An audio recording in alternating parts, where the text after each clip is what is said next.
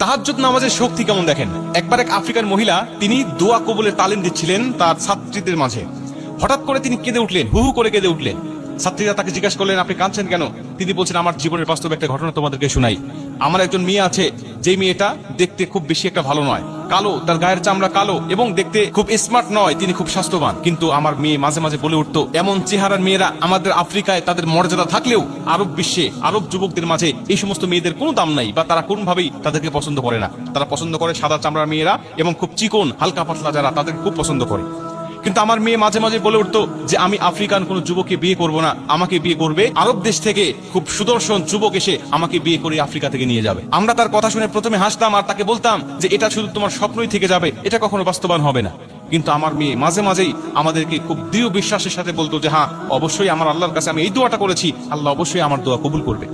হঠাৎ করে কিছুদিন পর দেখি আরব বিশ্ব থেকে একটা প্রস্তাব আসলো, যেই প্রস্তাবটা আমার মেয়ে শোনার সঙ্গে সঙ্গে প্রত্যাখ্যান করে দিল। তিনি রাজি হলো না, কারণ ওই পাত্র ছিল বয়স্ক এবং তার আগেও 3টা স্ত্রী ছিল। এজন্য আমার মেয়ে তাকে পছন্দ করলেন না, তাকে রিজেক্ট করে দিলেন, তাকে ফিরিয়ে দিলেন। আমরা এই প্রস্তাবটা ফিরিয়ে দেওয়ার পরে আমরা তার উপরে রাগান্বিত হলাম এবং তাকে আমরা মনে কষ্ট দিয়ে কথা বলা শুরু করলাম যে তুমি এত সুন্দর প্রস্তাব পাওয়ার পরে কেন ফেলে দিলে? নিজের চেহারা কি কখনো আয়না দিয়ে দেখেছো? বিভিন্ন কথা বলে তাকে মানসিক কষ্টের মধ্যে আমরা ফেলে দিলাম। কিন্তু আমার মেয়ে বললেন, আমার বিষয় নিয়ে তোমাকে চিন্তা ভাবনা করতে হবে না, আমার বিষয়টা আমি আমার আল্লাহর উপরে ছেড়ে দিয়েছি, আমার আল্লাহ অবশ্যই আমাকে এর থেকেও কোনো ভালো পাত্রের ব্যবস্থা করে দিবে। তিনি বলছেন, আমার মেয়ের এরকম কথা বলা দেখে আমরা মাঝে মাঝে অবাক হলেও আমরা ভাবতাম যে এটা কখনোই সম্ভব নয়, কারণ এমন মেয়ের জন্য এত সুন্দর সুদর্শন রাজপুত্র কখনোই আমার মেয়ের জীবনে আসবে না। শুধু আমার মেয়ে এটুকু বলতো তা নয়, তিনি ইঙ্গিত করে বলতো যে আমার জন্য যে যুবককে আল্লাহ বাজেট করে রেখে দিয়েছেন তার চেহারা হবে খুব সুদর্শন, তার চক্ষু হবে নীল, তিনি যুবক বয়সের হবেন, অতি বেশি বয়স তার হবে না, এরকম ভাবে তিনি ইঙ্গিত প্রদান করতেন।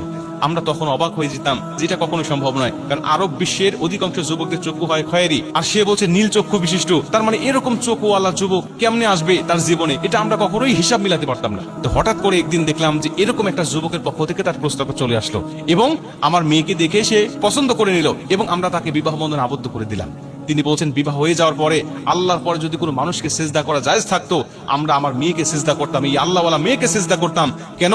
আল্লাহর সাথে তার সম্পর্কটা কত গাঢ় হয়ে গিয়েছে, আল্লাহর সাথে তার সম্পর্কটা কতটা কাছাকাছি হয়ে গিয়েছে যে আল্লাহ পাকের উপরে তার এতটা তাওয়াক্কুল, এতটা ভরসা ছিল। আমরা পরবর্তীতে মেয়েকে জিজ্ঞাসা করলাম, মা তুমি কিভাবে আল্লাহর কাছে চাইতে বলো তো দেখি, কিভাবে আল্লাহর কাছে দোয়া করেছিলে যে আল্লাহ তোমার দোয়াটা এরকম হুবহুব ভাবে কবুল করে নিয়েছে?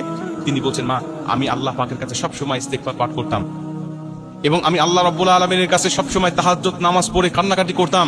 আমার আল্লাহ পাকের উপরে আমার ভরসা ছিল, আল্লাহ পাক অবশ্যই আমার ইস্তেগফার কবুল করবেন এবং আমার তাহাজ্জুদ নামাজ কবুল করবেন।